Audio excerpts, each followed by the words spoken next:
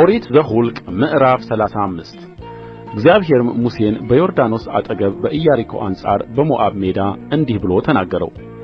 ሌዋውያን የሚቀመጡባቸውን ከተሞች ከርስታቸው ይሰጡ ዘንድ የእስራኤልን ልጆች እዘዛቸው። በከተሞቹም ዙሪያ ያለውን መሰምርያ ለሌዋውያን ስጡ፣ እነርሱም በከተሞች ውስጥ ይቀመጣሉ። መሰምርያቸውም ለከብቶቻቸው ለእንስሶቻቸውም ለእነርሱም ላለው ሁሉ ይሁን። ለሌዋውያንም የምትሰጡት የከተማ መሰምርያ በከተማው ዙሪያ ከቅጥሩ ወደ ውጭ 1000 ክንድ ይሁን። ከከተማውም ውጭ በምሥራቅ በኩል 2000 ክንድ፣ በደቡብ በኩል 2000 ክንድ፣ በምዕራብ በኩል 2000 ክንድ፣ በሰሜንም በኩል 2000 ክንድ ትከድናላችሁ። ከተማውም በመካከል ይሆናል። ይህም የከተሞቹ መሰምርያ ይሆንላቸዋል። ለሌዋውያንም የምትሰጡአቸው 6ቱ የመማፀኛ ከተሞች ናቸው። እነርሱም ነፍሰ ገዳይ ይሸሽባቸው ዘንድ የምትሰጡአቸው ናቸው። ከእነዚህም ሌላ 42 ከተሞች ትሰጣላችሁ። ለሌዋውያን የምትሰጡአቸው ከተሞች ሁሉ 48 ከተሞች ይሆናሉ፣ ከመሰምርያቸው ጋር ትሰጡአቸዋላችሁ። ከእስራኤል ልጆች ርስት ለሌዋውያን የምትሰጡአቸው ከተሞች እንዲሁ ስጡ። ከብዙዎች ብዙ ከጥቂቶችም ጥቂት ትወስዳላችሁ። እያንዳንዱ እንደ ወረሱት እንደ ርስታቸው መጠን ከከተሞቻቸው ለሌዋውያን ይሰጣሉ። እግዚአብሔርም ሙሴን እንዲህ ብሎ ተናገረው።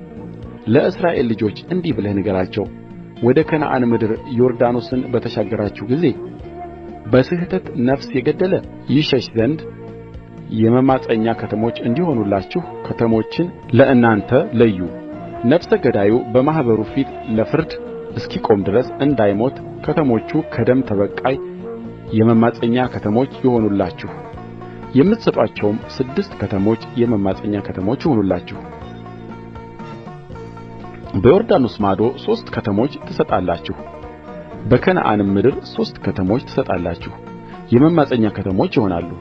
በስሕተት ነፍስ የገደለ ይሸሽበት ዘንድ እነዚህ 6 ከተሞች ለእስራኤል ልጆች በመካከላቸው ለሚቀመጡ እንግዶችና መጻተኞች መማፀኛ ይሆናል። በብረት ማሰሪያ እስኪሞት ድረስ ቢመታው ነፍሰ ገዳይ ነው፣ ነፍሰ ገዳዩም ፈጽሞ ይገደል።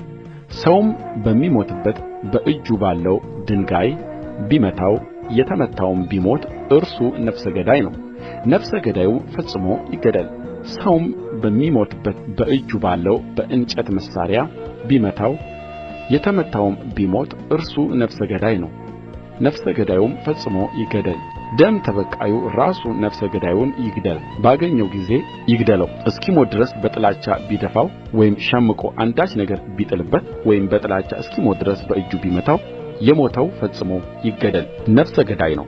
ደም ተበቃዩ ባገኘው ጊዜ ነፍሰ ገዳዩን ይግደለው። ነገር ግን ያለ ጥላቻ ድንገት ቢደፋው ሳይሸምቅም አንዳች ነገር ቢጥልበት ወይም ሳያየው እስኪሞት ድረስ ሰው የሚሞትበትን ድንጋይ ቢጥልበት ጠላቱም ባይሆን ክፉም ያደርግበት ዘንድ ባይሻ ማኅበሩ በመቺውና በደም ተበቃዩ መካከል ፍርድን እንደዚሁ ይፍረድ። ማኅበሩም ነፍሰ ገዳዩን ከደም ተበቃዩ እጅ ያድነዋል፣ ማኅበሩም ወደ ሸሸበት ወደ መማፀኛው ከተማ ይመልሰዋል። በቅዱስ ዘይትም የተቀባው ዋነኛው ካህን እስኪሞት ድረስ በዚያ ይቀመጣል። ነፍሰ ገዳዩ ግን ከሸሸበት ከመማፀኛው ከተማ ዳርቻ ቢወጣ ደም ተበቃዩም ከመማፀኛው ከተማ ዳርቻ ውጭ ቢያገኘው ደም ተበቃዩም ነፍሰ ገዳዩን ቢገድለው የደም ዕዳ አይሆንበትም። ዋነኛው ካህን እስኪሞት ድረስ በመማፀኛው ከተማ ውስጥ መቀመጥ ይገባው ነበርና፣ ዋነኛው ካህን ከሞተ በኋላ ግን ነፍሰ ገዳዩ ወደ ርስቱ ምድር ይመለሳል። እነዚህም ነገሮች ለልጅ ልጃችሁ በማደሪያችሁ ሁሉ ሥርዓትና ፍርድ ይሁንላችሁ። ነፍሰ ገዳይ ሁሉ በምስክሮች አፍ ይገደላል። በአንድ ምስክር ግን ማናቸውንም ሰው መግደል አይገባም። ሞት የተፈረደበትን ነፍሰ ገዳዩንም ለማዳን የነፍስ ዋጋ አትቀበሉ፣ እርሱ ፈጽሞ ይገደል። ዋነኛው ካህን ሳይሞት ወደ ምድሩ ይመለስ ዘንድ ወደ መማፀኛው ከተማ ከሸሸው የነፍሰ ገዳይ የነፍስ ዋጋ አትቀበሉ፣ ደም ምድሪቱን ያረክሳታልና። የምትኖሩባትን ምድር አታርክሱአት። በደም አፍሳሹ ደም ካልሆነ በቀር ምድሪቱ ከፈሰሰባት ደም አትነጻም። እኔ እግዚአብሔር በእስራኤል ልጆች መካከል አድራለሁና የምትኖሩባትን በመካከልዋም የማድርባትን ምድር አታርክሱአት